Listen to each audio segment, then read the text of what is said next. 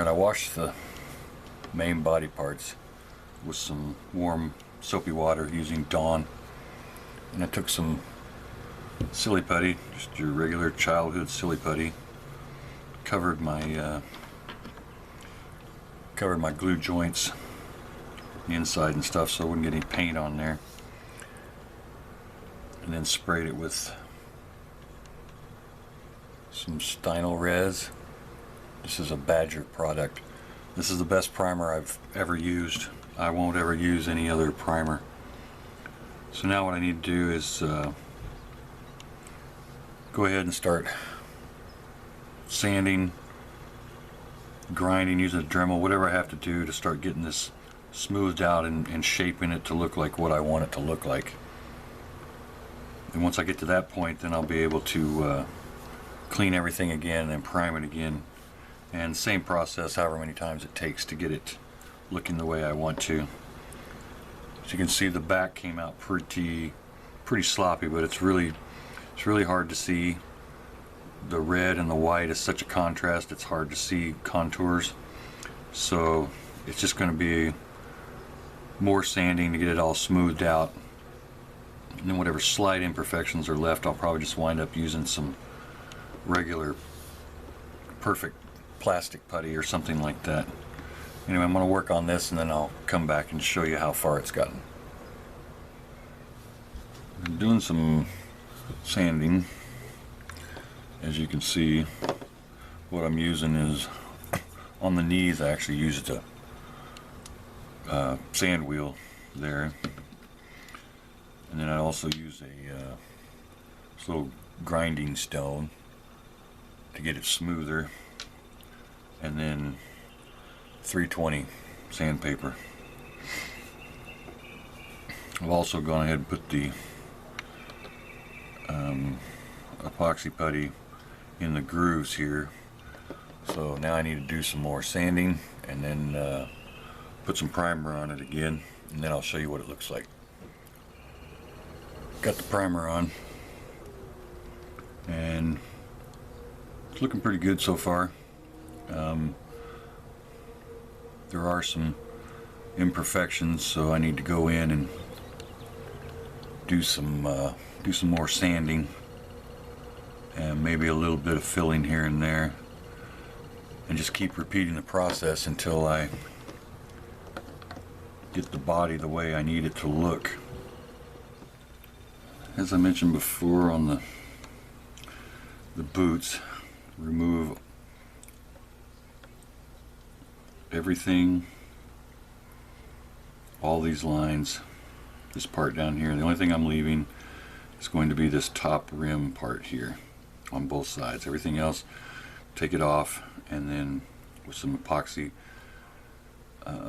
putty, some Aves, and build this up, put some folds in here to make it one solid boot. I'll probably, once I get rid of this line here, I'll probably put a groove line in here for the seam line.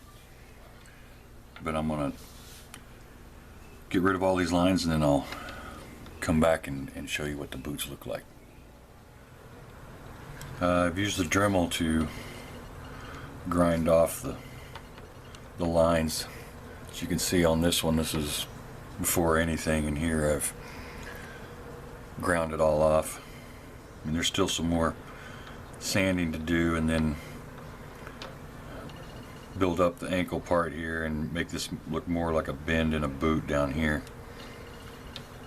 So now I'm going to go ahead and get these grid line thingies off of this one, sand everything down, put some putty on it, and prime it, and then I'll come back and show you what they look like. I've got some primer on the boots here, and you can see I still have some spots here that need to be sanded a little better.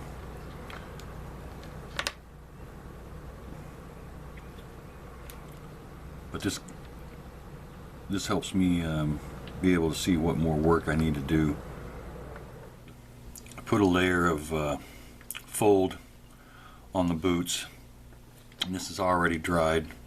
I want to put a couple of more folds here towards the back of the boot, And then that may be it as far as the folds on the boot. So I'm going to do that and let it dry, and then I can prime that again. I also did some more work on the knee for this leg.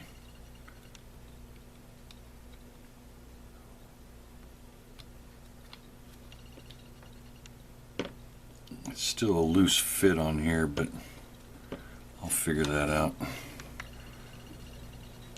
And then did some more work on this knee and put the back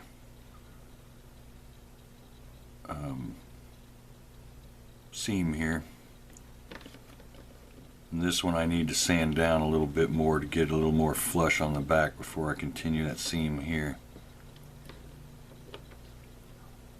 So I'll do that and let it dry and everything, and prime it again, and then come back and show you what the torso and the boots look like all together. I got primer on everything and did a little test fit to see how I'm progressing, and I like how it's going. I still have a lot of tweaking and finessing to do in several areas, but I'm going to do that off camera. That's going to do it for part 2. Thanks for watching, and thanks for subbing, and I'll see you for part 3.